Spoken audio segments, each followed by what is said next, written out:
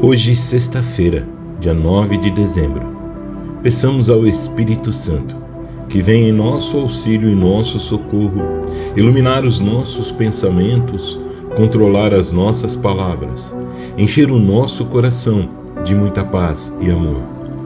A reflexão que nós vamos fazer se encontra no Evangelho de Jesus Cristo segundo Mateus, no capítulo 11, versículos de 16 a 19. Naquele tempo disse Jesus aos seus discípulos: a quem hei de comparar esta geração? É semelhantes a meninos sentados nas praças que gritam aos seus companheiros: tocamos a flauta e não dançais, cantamos uma lamentação e não chorais. João veio, ele não bebia e não comia, e disseram: ele está possesso de um demônio. O Filho do Homem vem, come e bebe, e dizem: é um comilão e beberrão, amigo dos publicanos e dos devassos. Mas a sabedoria foi justificada por seus filhos. Palavra da salvação, glória a vós, Senhor. A quem hei de comparar esta geração? Jesus faz uma dura crítica à geração daquele que vivia e das nossas gerações atuais. Jesus não coloca limite de tempo ou de espaço para equiparar essa geração em que ele cita nesses versículos do Evangelho de hoje. A quem hei de comparar esta geração? É uma geração que se move e que quer uma tal de liberdade, mas na verdade, cada vez mais fica preso no seu próprio eu. É escravo de uma idolatria do seu corpo, de idolatria a outras pessoas, e não reconhecem aquilo que é santo.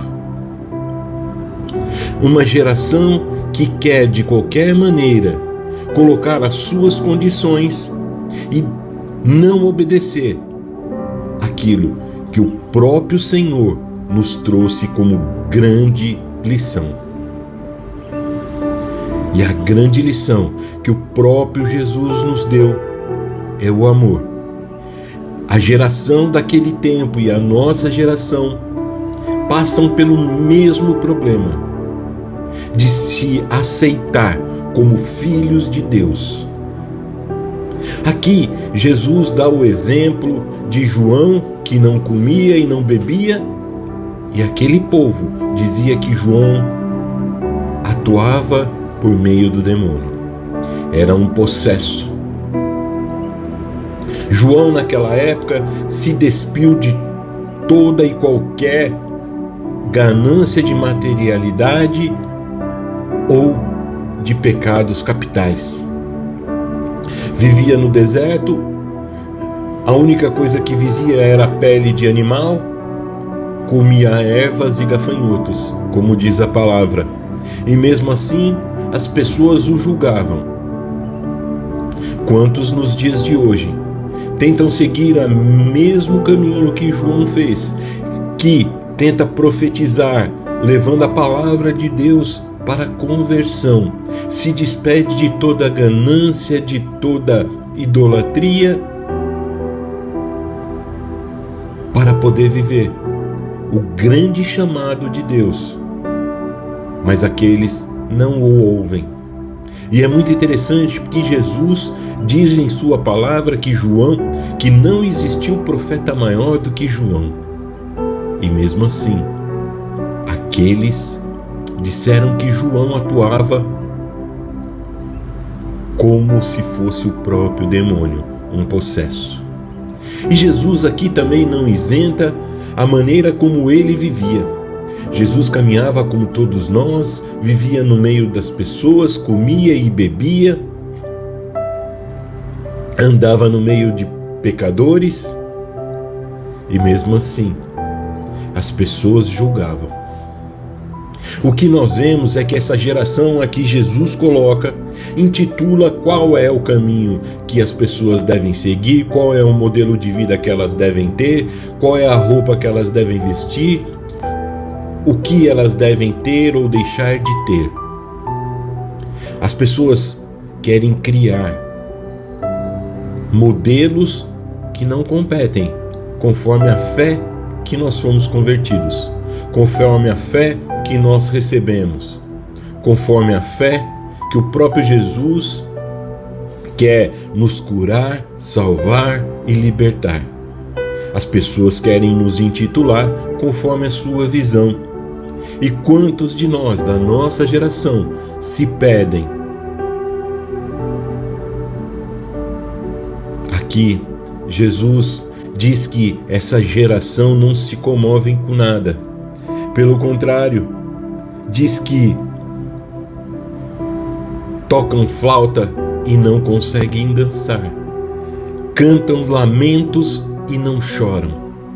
Jesus está dizendo que é uma geração seca, é uma geração sem emoção, é uma geração que não transborda, não transpira o amor. Porque o amor nos traz a alegria de poder dançar ao som dos salmos. A alegria do amor faz com que nós possamos dançar para o nosso Senhor e Salvador. Do mesmo modo que os lamentos em que nós ouvimos nos cantos dos salmos nos deveriam fazer chorar e nos arrepender, para nos direcionar a caminho de Deus. É uma geração seca que não consegue mais ver emoção naquilo que é santo. Mas Jesus dizendo que Ele mesmo andou no meio dos doentes, dos pecadores, dos devassos, porque era necessário. Jesus não se limita à opinião daquele povo, porque Jesus tinha um grande objetivo: trazer a salvação. E no final desse versículo, nós vamos ouvir Jesus dizer que a sabedoria foi justificada por seus filhos. Somente a sabedoria que o Espírito Santo nos dá através dos seus dons é que nós seremos justificados. É através dessa sabedoria de como agir, de como viver, de como se comportar, é que seremos justificados. E pelo seu amor e misericórdia, nós iremos procurar o caminho da verdadeira vida, da salvação, da vida eterna. Que Deus abençoe a todos. Tenha uma excelente sexta-feira e até amanhã.